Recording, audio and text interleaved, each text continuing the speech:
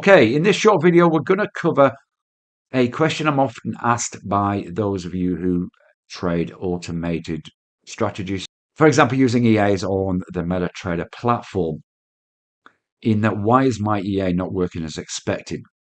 And so I'm going to go through a process of 7 key things to keep an eye on, but also, of course, we want to start at the beginning. And really, it's worth emphasizing straight from the get-go that it's good practice to have a testing protocol using the things that are covered in this video. So the 7 process steps periodically. So perhaps you would check it after a first few trades have been taken, then maybe in a month, then maybe in 3 months, depending on how often your EA trades.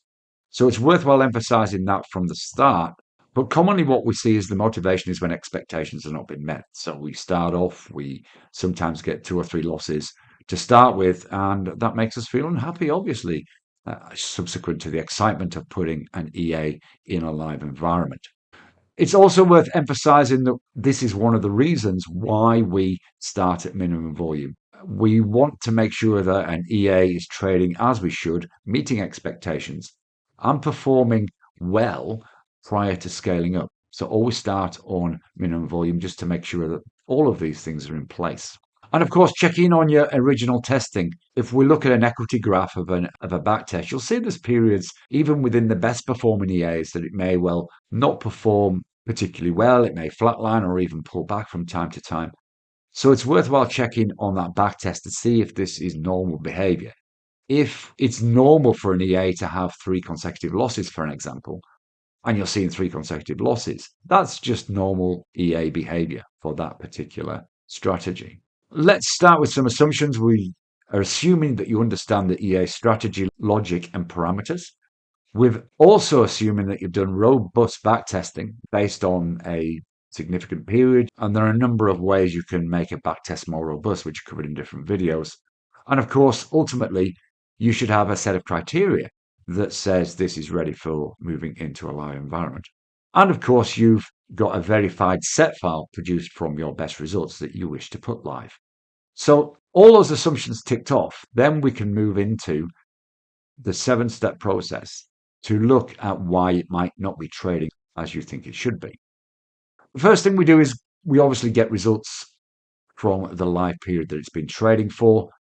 We export the account history. We highlight the trades by magic number for that specific date range.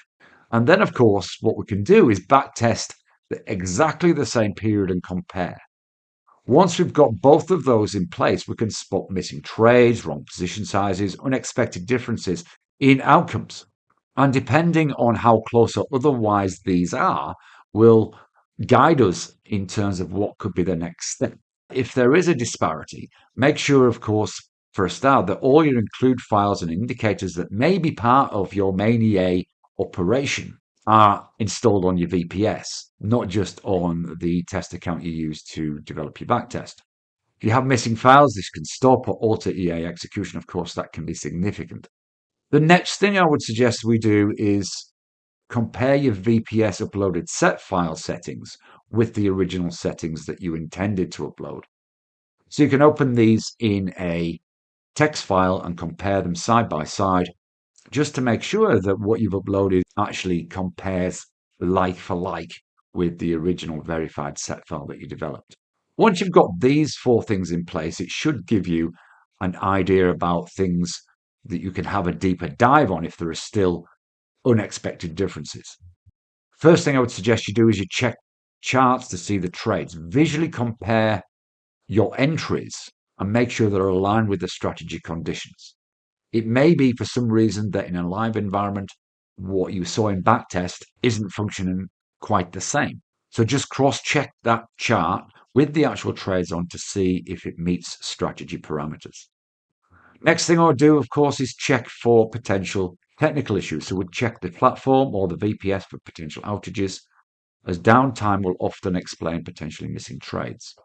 The other potential thing to check is if you have got to this stage and you still haven't found a solution, it may be worth reviewing the number of EAs on your VPS.